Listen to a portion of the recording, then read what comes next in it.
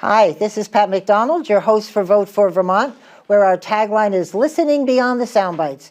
Joining me by Zoom this morning, I'm very honored to have Senator Peter Welch join us. Senator, good morning. Peter, good morning. Peter, yeah. Yes. It's great to be with you, Pat. You've been at this a while. Yes. And thank you starting with listening. You know, we politicians don't do enough of that, right? That is true. I've been watching the interviews that you did, Pam Bundy. You were excellent, Senator, if I may say so. You could teach did I do that again? Sorry. You did it. We're Vermonters. Well, I know, but it's a little respect thing I have going at the moment. So, but anyway, I've been watching your committee members, and you could give them a little lesson on how to ask questions of people. Just saying. It's hard in politics to give a yes or no answer, isn't it? Yeah, well. But you guys are doing a great job. I can't stop watching. But anyway, we only have about 20 minutes of your time, which I appreciate. And the one thing I wanted to talk about really seriously was the work you did on the comprehensive disaster plan for Vermont. We owe you a great deal, Senator, because this place was unbelievable. And I don't know if you visited during or right after the flood, but it was just devastating. Well, you know, I did visit right after the flood. And good. I kept visiting. You know, Montpelier, Barry. Yep. I mean, unbelievable. Barry, you know, July 23, it got hammered. Yep. And we were down there with the FEMA administrator and Secretary Buttigieg, and, you know, those folks on A Street and B Street or First Street. Yeah. Yep, right in Barry. Right in Barry. And then the car dealership where all those cars got swept away. Yep. And then in July of 2024, same thing happened. Yep. Not as many people affected, but there were folks who were just getting their homes back together from what happened in 23. Yep. Got flooded again in 24. And then, you know, we visited a lot of farms where July was just about when they were going to start harvesting.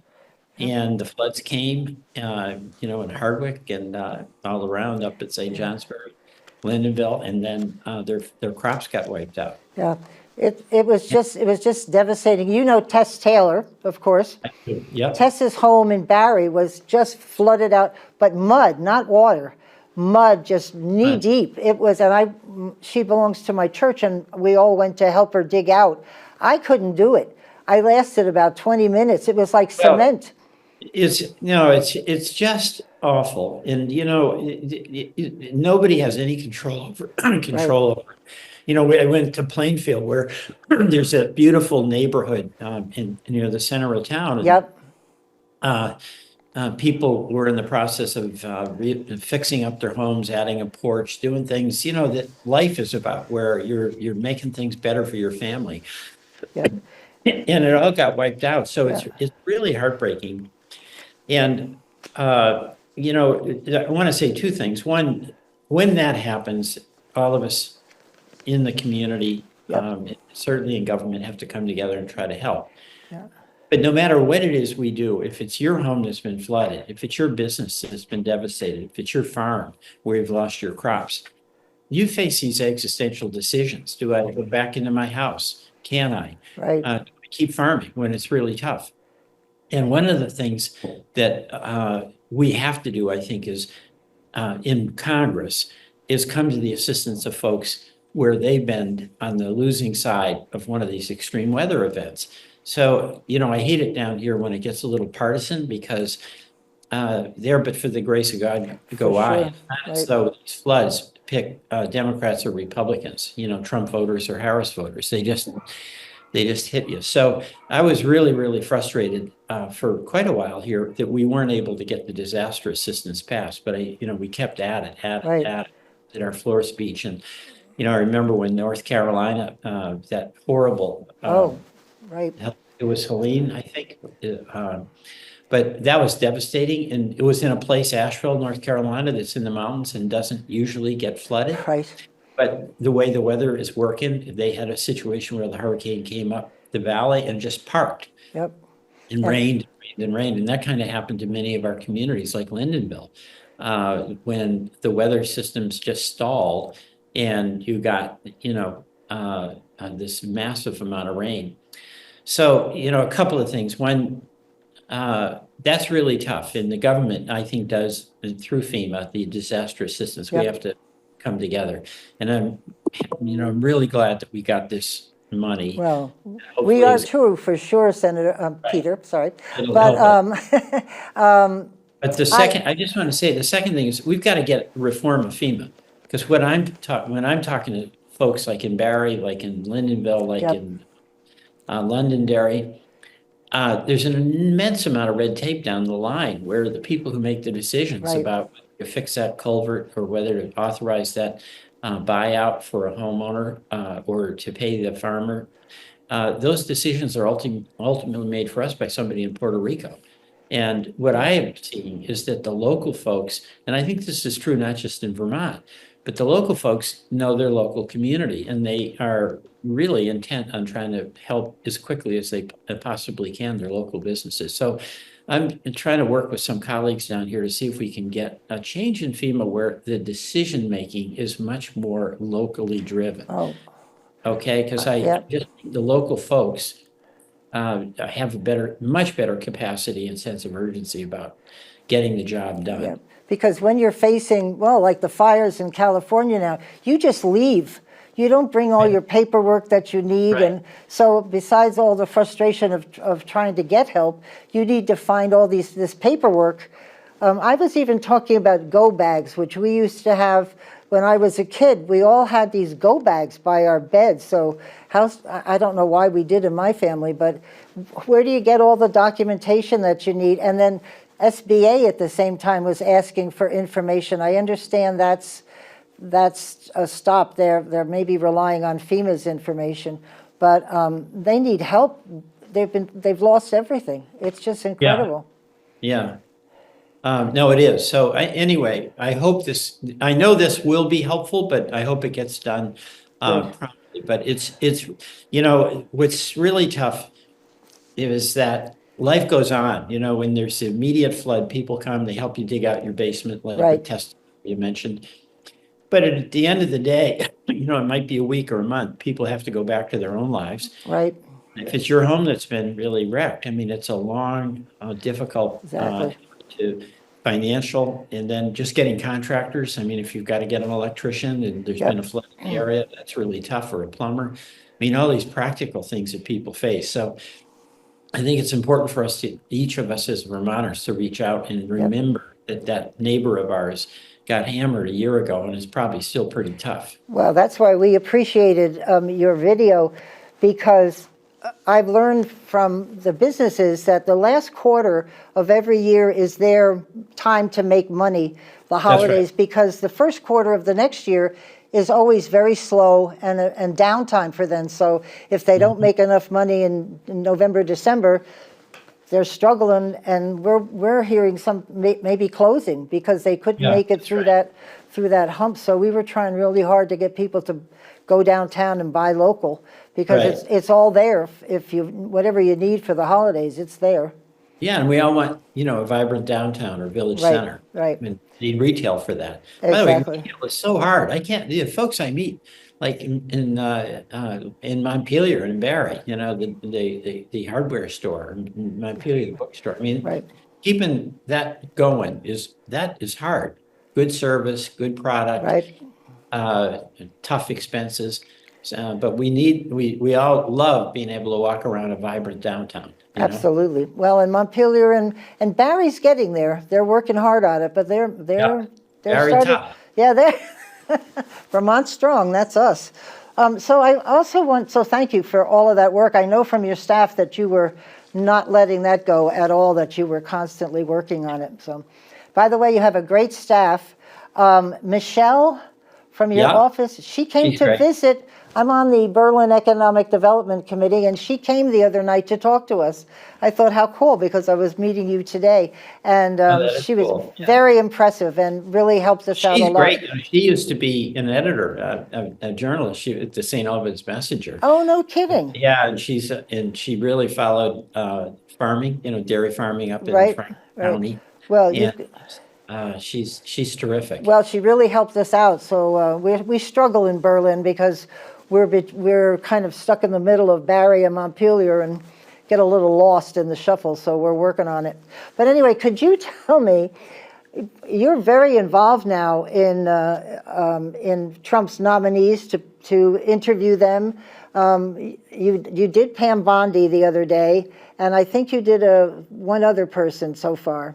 The Treasury Secretary Bassett. Right. We did him. Yep. Yeah. And will you be continuing that? Are there Oh, yeah, others no, we will. And the nominees go before the committee that has jurisdiction. So I'm Right. on the Finance Committee, and Mr. Bassett came before us. Great. And I'm on the Judiciary Committee, and of course, Pam Bondi, the Yep. Attorney General nominee, came before us.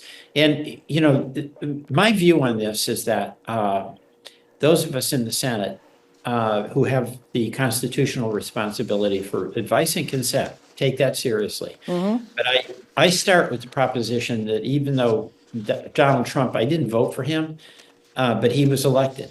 And I start from the proposition that the president should be given the benefit of the doubt on his nominees, but not a blank check, okay? Yeah, right.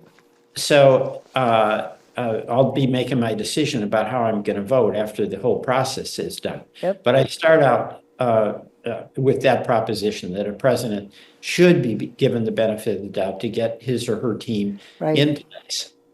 Well, But I mean, should that person get a blank? The president is not entitled to a blank check. My job is to make a judgment.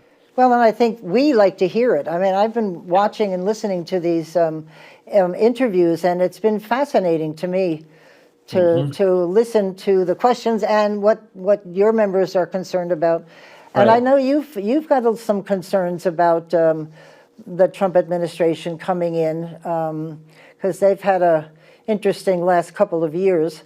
And Well, you know, frankly, there's the concern, you know, that I have is to make certain, especially in the area of national security, the area of the rule of law, that we have people that accept the primacy of the rule of law, that we're a nation of laws.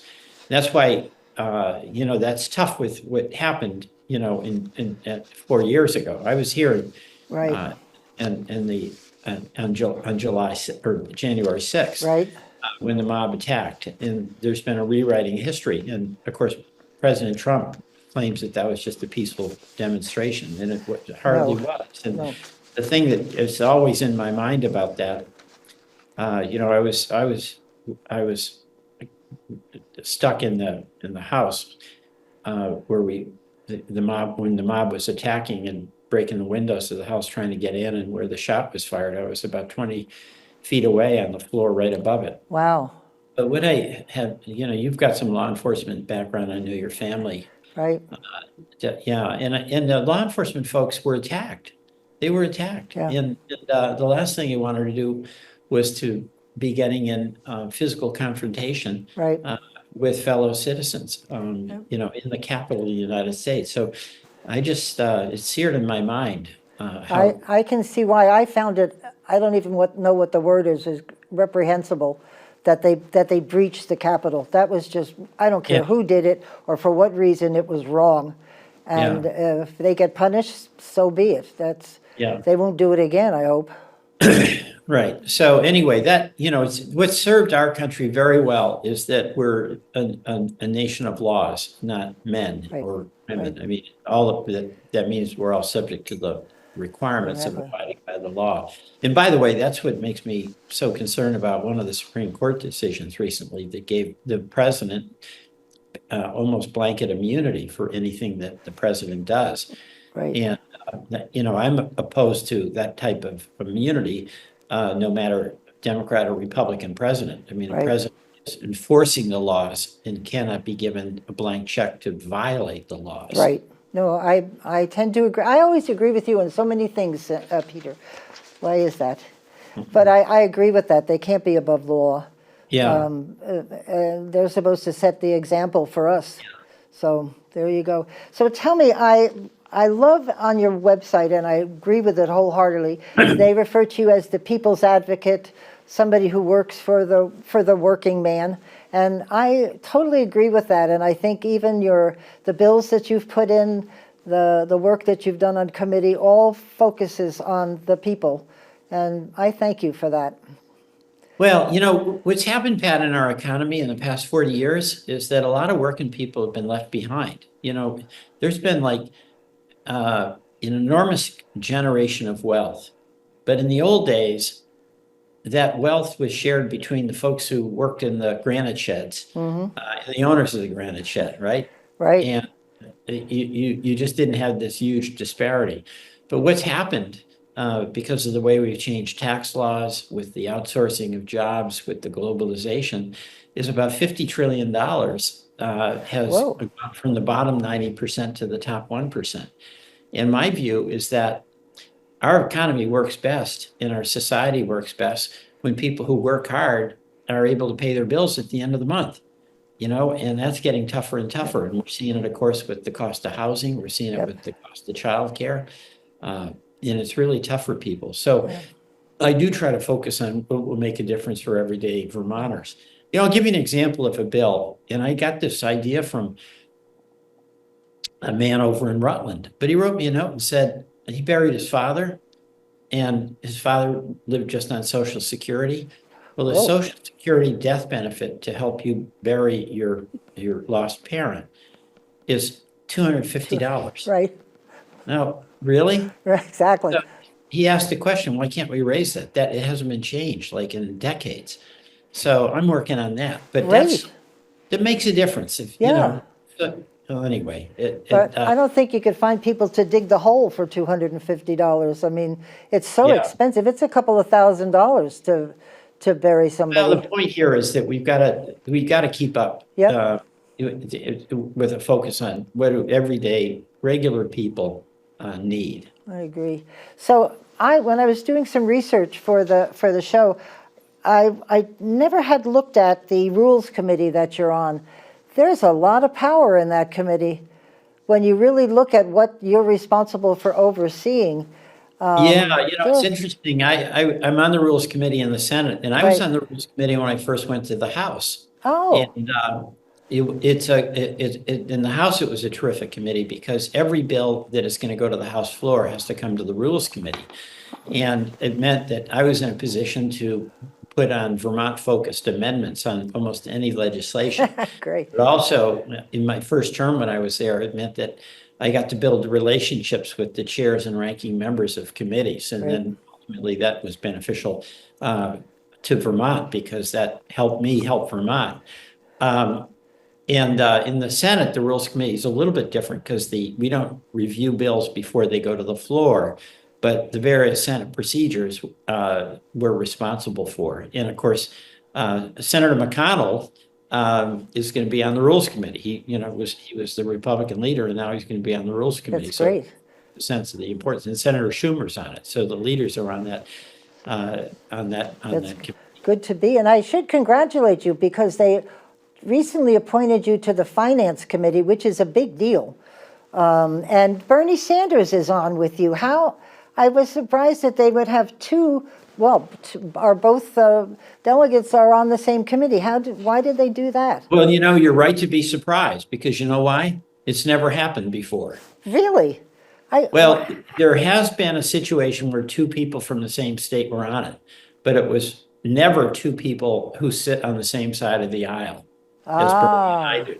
Okay. Right. So this is the first time in history where two people on the same side of the aisle are on the committee together.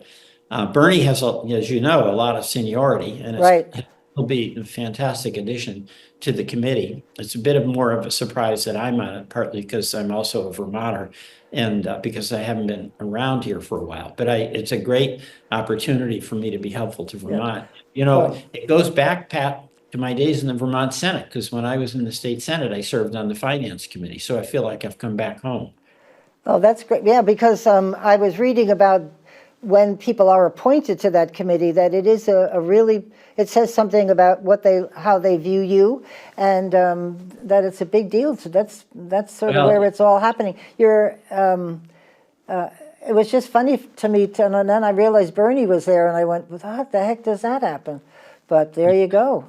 There you go. The voice of Vermont will be strong. A lot of people are asking the Pat McDonald question down here in Washington. How I the don't heck feel does so that bad happen? that I asked you, because we're so tiny as it is with only two, but that will give you on the most powerful committee, and that will give you a lot of voice. Yeah. Well, I hope I can use it for Vermont. There you go. Well, we appreciate that. And one more question. We have a couple. You are on 4 committees, correct? 4. You're on Ag, Finance, Judiciary and and rules.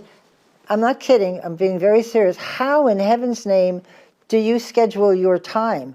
How can you be at, all of them all at the same time? I mean, you have a great staff, but how do you manage your time? One is you've got to prioritize.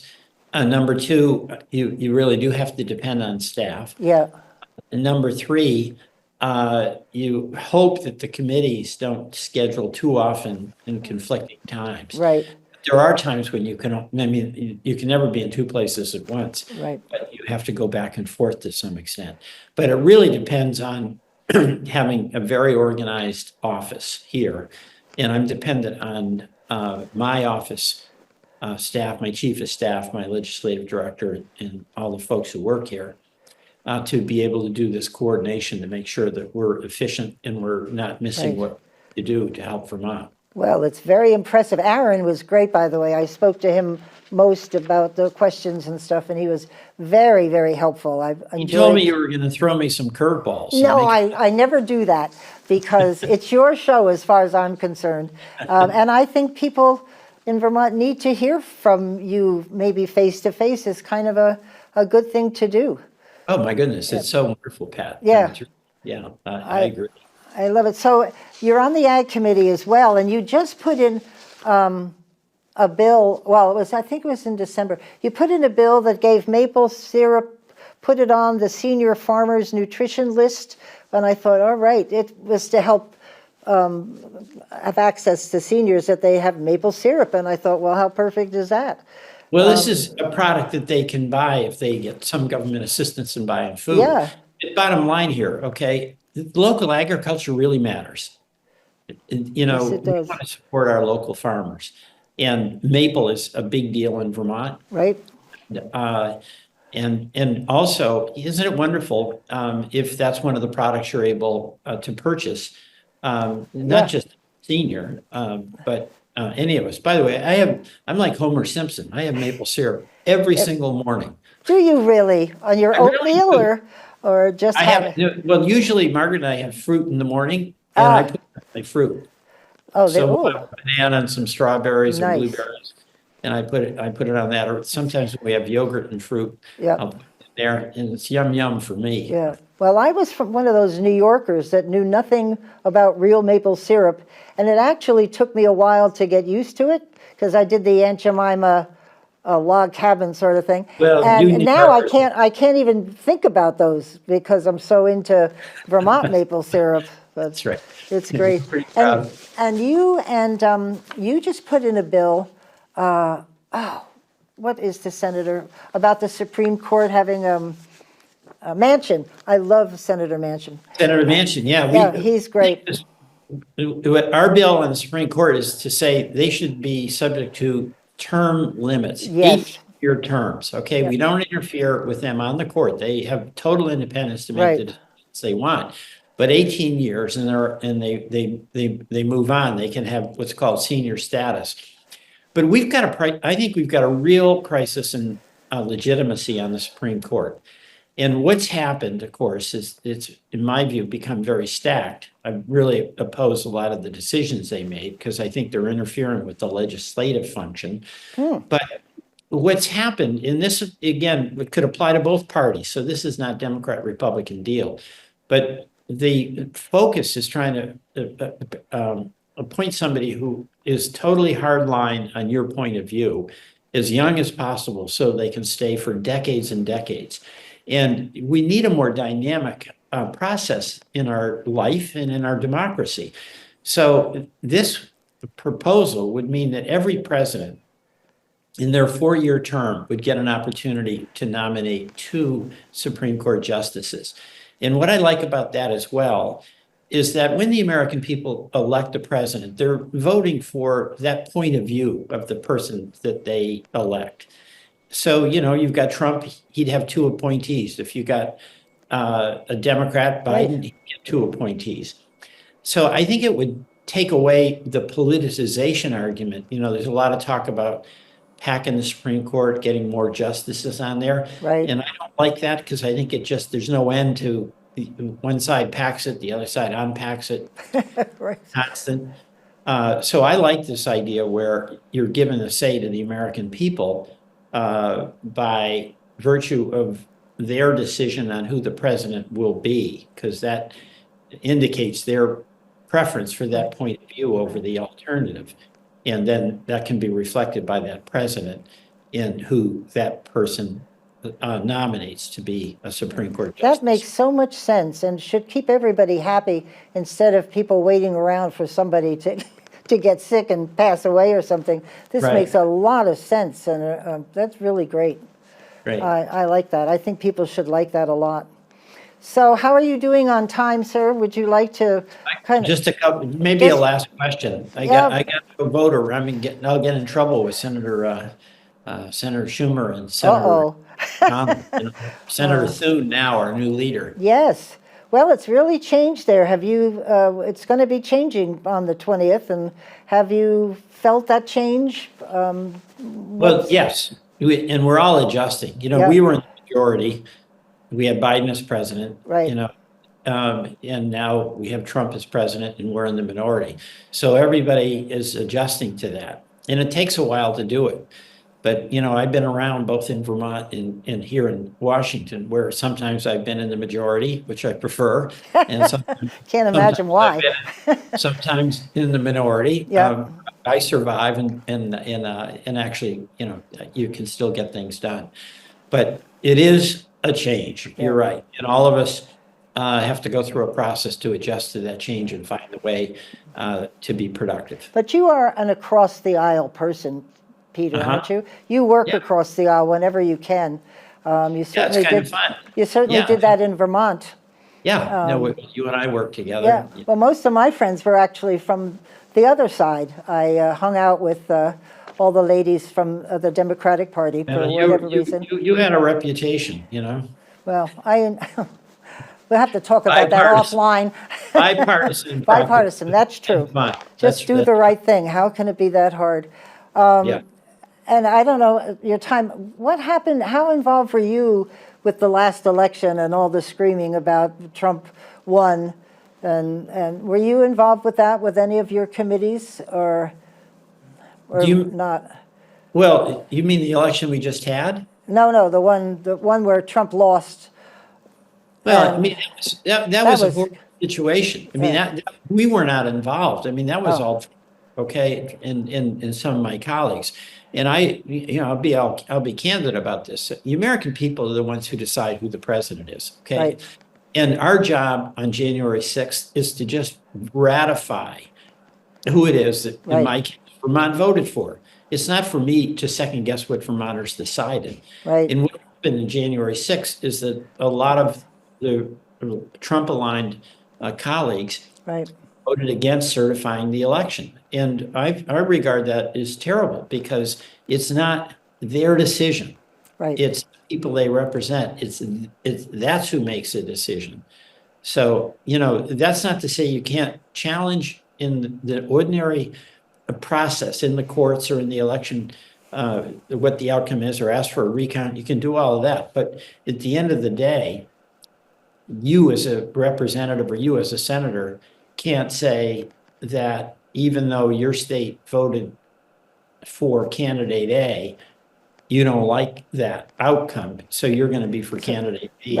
Good luck with that. So January 6th is very serious for people to remember.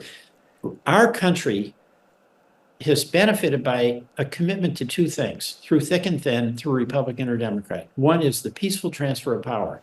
And we had a violent attack on the Capitol to challenge that. And then the second is that the people decide who the president is, not the politicians. And that was challenged by politicians, unfortunately. Yeah. So that was a dark day. We'll recover, I think, but Yep. that we shouldn't forget how No, serious I agree with you. assault that was on our rights as Yep. individual citizens to be the. It was not our finest hour, that's for sure. And anyway, Senator, I can't thank you enough for spending this time with us. I know you're accessible to Vermonters, and I wish you well this next. Yeah, thank you. Yeah, I It's really really nice to appreciate be it, with you. Senator. All right, Thank you. thank you. Bye-bye. Bye. This is Pat McDonald, your host for Vote for Vermont, where our tagline is listening beyond the soundbite. Kudos to Senator Welch. We'll see you next week. Hello, fellow Vermonters, and welcome to those of you visiting the state that we here love. We have wonderful small businesses all across the state, including in our beloved state capital in downtown Montpelier. And I've met with dozens of owners in Montpelier, and I know that this time of year is absolutely essential for those retail, restaurant, and service providers. So bring a friend to dine and to shop downtown. It's sure to lift your spirits and certainly the spirits of those serving our community by creating a vibrant local economy. Happy holidays to you and yours.